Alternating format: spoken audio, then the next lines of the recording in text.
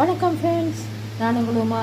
இன்றைக்கி ஒரு அட்டகாசமான ஈஸியான எல்லாருக்கும் ரொம்ப ரொம்ப பிடிச்ச ஒரு ஹோட்டல் ஸ்டைல் கிச்சடி தான் செய்யப்படும்.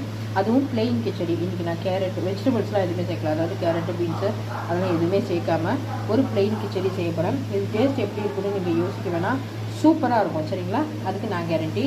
இது வந்து அடிக்கடி வந்து எங்கள் வீட்டில் செய்யக்கூடிய ரெசிபீஸில் இதுவும் ஒன்று.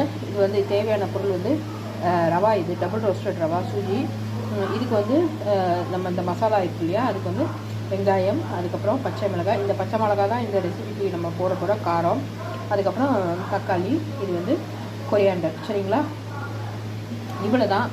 இதை வச்சு நம்ம ஒரு சூப்பரான ஹோட்டல் ஸ்டைல் கிச்சடி எப்படி சேர்த்துன்னு பார்க்கலாம். இதுக்கு வந்து நான் வந்து பார்த்திங்கன்னா கடாய் வச்சுருக்கேன். கடாயில் எண்ணெய் போட்டு அதில் வந்து கடுகு போட்டிருக்கேன். சரிங்களா? கடுகு உளுத்தம்பருப்பு தாளித்த பிறகு இதில் வந்து நம்ம முக்கியமாக சேர்க்க போகிற இந்த ஐட்டம் வந்து பார்த்திங்கன்னா வீட்டில் அரைச்ச மஞ்சள் தூள். சரிங்களா?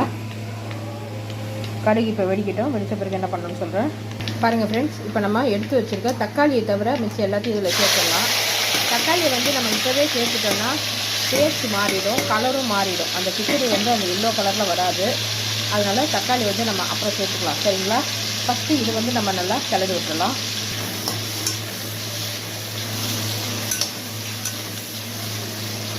கிச்சடிக்கு மட்டும் எப்போவுமே கொஞ்சம் எண்ணெய் கூட சேர்த்துக்கோங்க.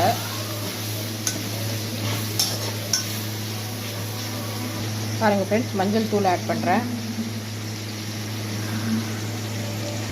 பாருங்கள் ஃப்ரெண்ட்ஸ், கல் உப்பு ஆட் பண்ணுறேன். இப்போ நல்லா இதை கிளறி விட்டுடலாம்.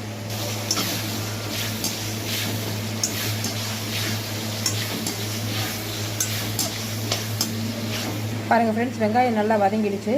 ரொம்ப செவக்க வதங்கணுன்ற அவசியம் கிடையாது. லைட்டாக அந்த டிரான்ஸ்லூசன் கலர் வந்தாலே போதும். இப்போ வந்து தக்காளி ஆட் பண்ணிடலாம்.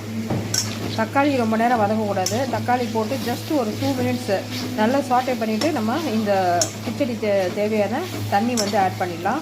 ஒரு ஆழாக்குக்கு 2.5 டம்ளர் தண்ணி சேர்த்தா போதும். சரிங்களா?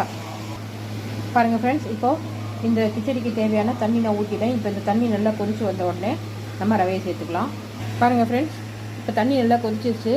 இங்கே எடுத்து வச்சுருக்க ரவையை சுற்றி இப்படி போடணும். ஒரே இடத்துல போடாதீங்க, கட்டி போயிடும். சரிங்களா?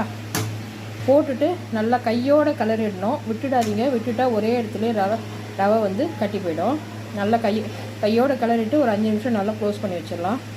பாருங்கள் ஃப்ரெண்ட்ஸ், அட்டகாசமான கிச்சடி, ஹோட்டல் ஸ்டைல் கிச்சடி எவ்வளோ சூப்பராக தயாரிச்சு பார்த்தீங்களா?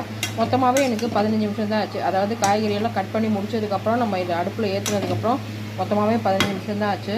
பாருங்கள் ஃப்ரெண்ட்ஸ், இந்த கிச்சடியை எடுத்து வச்சிங்கன்னா இந்த மாதிரி பால் மாதிரி நிற்கணும். நம்ம ஹோட்டல்லலாம் இருக்கும் பார்த்தீங்களா? ஸோ இதுதான் பர்ஃபெக்ட் கன்சிஸ்டன்சி. ஸோ அட்டகாசமாக